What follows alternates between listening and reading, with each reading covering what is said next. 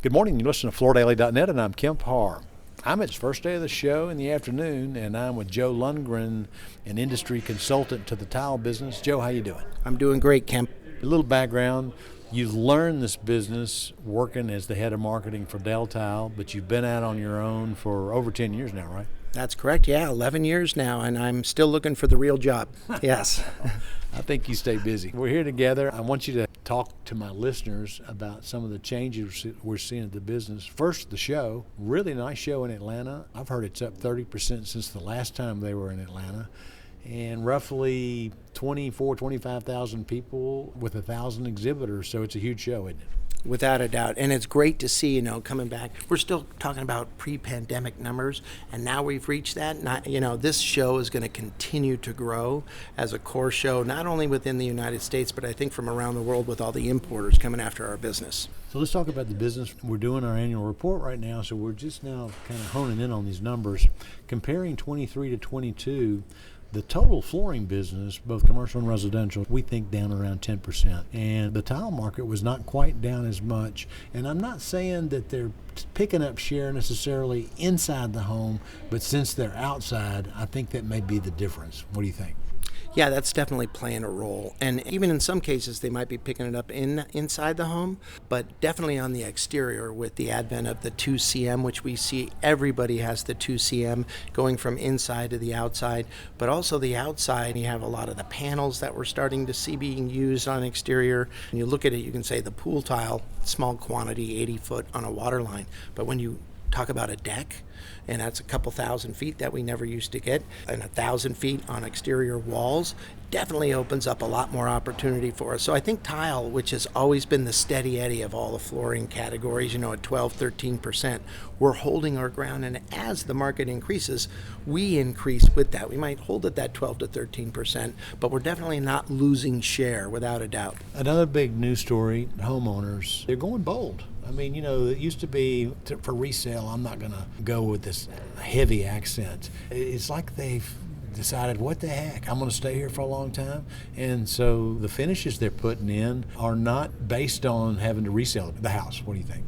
Yeah, that's definitely evolving more, and like the rest of the world. I always say we're the boring Americans with our white, beige, and noche that we can decorate around, but more and more we're seeing people do a little bit bold. You might not see the purple floor like you would in Italy that they live with and love, but we're definitely starting to expand our horizon a little bit, and for those that have been to Chairside know that there is endless amounts of things that we can do with tile. We just haven't moved in that total direction here at the U.S. for the reasons you said on reselling homes, but it's moving in the right direction. So decorating tile, there's several ways of doing it, but the fast way of doing it is with digital printing, and now that technology has evolved to where there's major jets involved, and they're not just doing the visual anymore, they're doing the texture, they're doing either the absence of gloss or gloss, so that's enabling them to give us even more variable looks, right? Oh yes, I mean inkjet, from the time that it started to now, it's been what we hung our hat on, in the ceramic tile industry. The great thing about the industry from a machinery standpoint is they have not stopped evolving with inkjet. And what you're talking about, being able to scan product and be able to increase the texture that you get from an inkjet, not just the color, but the texture and the appearance, it's mind-boggling what you see from a technological standpoint and how much we can now replicate real stone, including the texture with inkjet and how precise it is. It's amazing, and it will only get better, and that's a far cry from any other flooring category that can even get close to what we're doing with tile today. We only catch up when there's a tile show, and I didn't go to Dressai last year, but around that time last year is when AHF bought Crossville. That's pretty big news, right? Certainly, and I think Brian did a good fit with bringing that company into the fold. Crossville obviously has a significant brand name in the United States, which tile doesn't carry, but within the industry, Crossville's very well known commercially. I know they're pushing and have been pushing in the residential, and I think AHF will only help with that push into the residential realm. So it's exciting to see what they'll do, and I think it's a nice complement to the packages of the other companies picked up. I went to their booth today.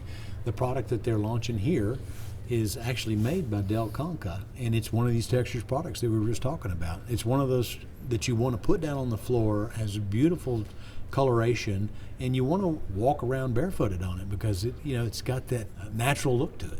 Yeah, and that's what we talked about with the inkjet and the technology, the advance that's happening.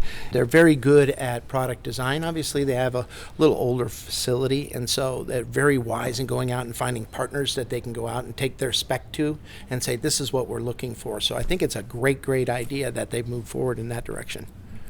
Another company to watch, we talked last year about Hector Narvaez taking a big role in the U.S.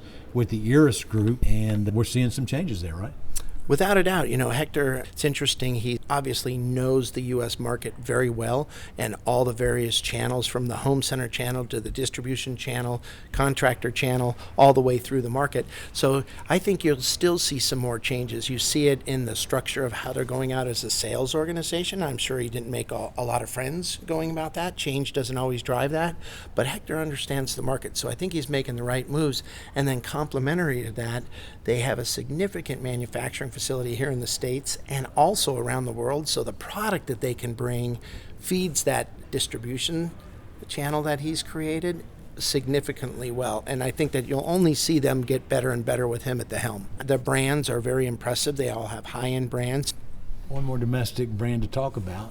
Big changes with Panaria Group. I'm looking today in their space, and they have Panaria Group at the top, big letters, and then below it they have all their sub-brands, and Florida Tile is one of those sub-brands. That's a very interesting move, isn't it? Yeah, and it's interesting that they'll carry that over to the United States. Many of the distributors know the Panaria brand and Margress brand and Love brand that they have, and Cado de Este. But Florida Tile is kind of one of those anchor brands in the U.S., so there's a lot of goodwill in that brand, and I think it's wise of them not to eliminate it completely, but they're approaching it with the Panaria brand, which still is a well-known brand around the world, and even in the U.S., maybe not as popular as the Florida Tile brand. So I think it's good that they're keeping that brand to some extent. So let's talk about the countervailing and anti-dumping movement that's happening right now. The TCNA has filed a complaint with the government against what's going on in India. They've done that in the past and prevailed, right? That's correct. We all remember when they announced it against China, and you can say that India's done some very similar practices because they're the biggest importer into the United States. It took China quite a few years to get that, but with the gaping hole that was left by China and India popping up, there was definitely a shift for that low-cost product. And for a lot of distributors, you had to participate because you couldn't compete with the traditional prices you were doing.